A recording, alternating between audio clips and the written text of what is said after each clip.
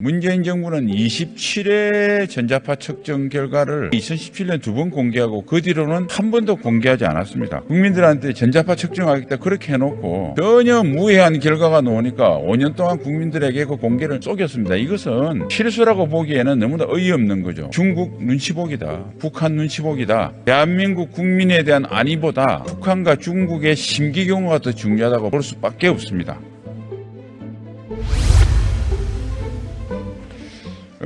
사드 기지 관련돼서 제가 질문을 좀 드리고 싶은데요. 총리님 혹시 그 민간 시대가 뭐 우리나라뿐만 아니라 세계 각국의 군사기지 인원과 물자 출입을 이렇게 장기간 방해하고 덜어눕고 뭐 이렇게 한 적이 걸 혹시 들으신 적이 있습니까? 이렇게 장기간 이런 일들이 있는 것은 저는 뭐 제가 과문한 탓인지 모르겠습니다만은 별로 들어본 적이 없고요. 저는 오히려 제가 미국에 있을 때 어느 지역에서 군의 기지가 옮겨간다 그러니까 소위 데모를 하는 그런 거는 좀 들은 적이 있습니다. 왜냐하면 그 군이 거기에 주둔함으로써 창출되는 일자리라든지 그 주위 지역에 말하자면 그 주위 지역에 얻을 수 있는 소득 이런 것들의 차이가 생기기 때문에 그런 문제는 좀 들은 적이 있습니다.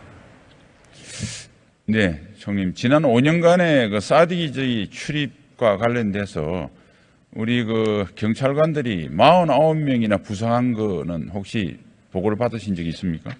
네, 얘기 들었습니다. 예. 어쨌든 그 문재인 정부 5년간은 좀 이따 나오겠지만은 전혀 이 정상화시킬 저는 의지가 없다고 판단을 합니다. 총리님 그 좀 전자파 한 5년 전에 성주 참외 전자파 괴담 혹시 들어보신 적 있으시죠? 예, 들었습니다. 예. 그 전자파 괴담 사실입니까? 전혀 사실이 아닙니다. 2017년에 2회를 조사를 했고요. 2018년 3월부터 22년 4월까지 25회를 조사를 했는데요. 최초 2회의 측정 결과는 기준에 대비해서 0.00845%가 검출이 됐습니다. 그리고 매월 25회씩 그 측정을 한 그 결과는 기준 대비해서 0.00479%입니다. 그래서 이거는 전자파 측정 결과는 전혀 민간에 또 우리 국민들한테 해를 끼치지 않는다 하는 것이 명확하게 드러났다 이렇게 생각합니다. 예, 하여튼 뭐 허용 기준치의 2만 분의 1이니까 구체적인 수치를 총리님께서 말씀하셨지만 뭐 전혀 무시해도 좋을 수준이라는 건 틀림없고요. 그런데 문제는 문재인 정부는 27회 전자파 측정 결과를 초기에 2017년 2번 공개하고 그 뒤로는 한 번도 공개하지 않았습니다. 그 이유가 어디 있다고 생각하십니까? 제가 그 이유를 뭐 추측하기는 어렵겠습니다만은 아무래도 거기에서 반대를 하고 있는 분들과의 인식 같은 데 있어서 너무 괴리가 크게 나오는 거 이런 것들에 대해서 좀 걱정을 하지 않았나 그렇게 생각합니다. 뭐 총리 입장에서 또 뭐 여러 가지 입장이 있을 테니까 뭐 그렇게 말씀하실 수는 있는데, 아니 국민한테 그게 피해가 커서 뭐 참외 먹으면 어떻게 된다고 그렇게 떠들어 가지고 국민들한테 전자파 측정하겠다 그렇게 해놓고 전혀 무해한 결과가 나오니까 5년 동안 국민들에게 그 공개를 속였습니다. 이것은 실수라고 보기에는 너무나 어이없는 거죠. 왜 그러면 이 속였는가? 결국 중국 눈치보기다. 북한 눈치보기다. 대한민국 국민에 대한 안위보다 북한과 중국의 심기경호가 더 중요하다고 볼 수밖에 없습니다. 뭐 그 견해에 대해서는 공식적으로 제 견해고요.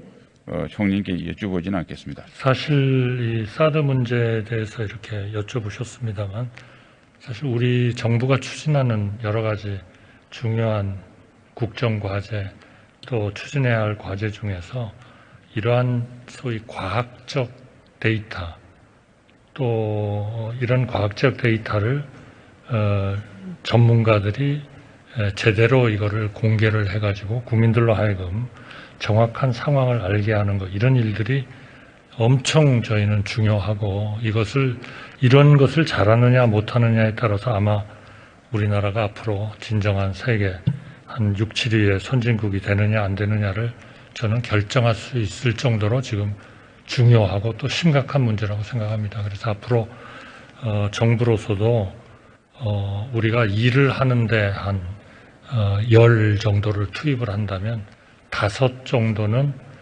국민들에게 제대로 된 과학의 바탕을 둔 이런 정보를 확산시키고, 또 우리 전문가들하고 같이 힘을 합쳐서 국민들이 제대로 이해를 하게 하는 게 대단히 중요하다, 그렇게 생각합니다. 네, 총님. 어쨌든 뭐 그러한 국민들에게 공개도 안 하고 사실상 시대에 동조하는 바람에 우리 이제 귀한 아들 딸들이 위에서 보시면 이 컨테이너에 생활하고 있습니다. 그러니까 밑에는 정상적인 현재 숙소고요. 이것 때문에 이렇게 열악한 곳에서 5년째 우리 한국군 장병들이 생활하고 있다. 이것도 국민 여러분들께서 이해를 하시고 다시는 이러한 선동에 의해서 정상적인 국토방위 임무 수행하는 장병들이 불편하지 않도록 윤석열 정부는 잘 챙겨주시기 바랍니다. 네, 그렇게 하겠습니다. 그리고 이제 이 사드 괴담 중에 하나가 총님 여기 보시면 이 판넬 한번 봐주십시오. 네, 보고 있습니다. 보고 있습니까? 네. 예, 여기 무슨 우리 사드가 중국 전체를 들여다보고 한다고 이렇게 괴담을 계속 지금까지 놔두는데 사실이 아니죠. 여기 보시면 사드는 그 탐지거리가 극히 제한됩니다. 반면에 나머지 붉은색이나 주황색에 배치된 중국에 배치된 레이더야말로 뭐 한국은 물론 저 태평양까지 다 보고 있습니다. 그런데 이런 과학적인 사실도 왜곡시키고 아무리 설명을 해도 믿지 않으려고 그러고 또 잘못된 주장을 반복하는데 이런 행태도 앞으로 없어져야 된다고 봅니다. 총님 어떻게 생각하세요? 네, 전적으로 동감하고요. 정말 중요한 일이다 이렇게 생각합니다. 그러한 그 잘못된 정보 같은 것들이 국민들에게 소위 이해가 되고 또 그러한 정보들이 국민들을 잘못 판단을 하게 해서 우리의 국방이나 국가로서의 이런 억지력의 확보 또 이런 좋은 정책의 추진 이런 것들이 지장을 받는다면 그거는 대단히 심각한 일이다 그렇게 생각합니다. 예, 총리님 9.11 테러 나고 난 지 한 1년 정도 후에 그 테러를 다시는 당하지 않도록 해서 미국에서 블루프린트라고 하는 종합 대비 계획을 만든 걸 혹시 들어보셨나요? 네, 들었습니다. 2002년 9월 17일 날 아마 발간된 것으로 알고 있습니다.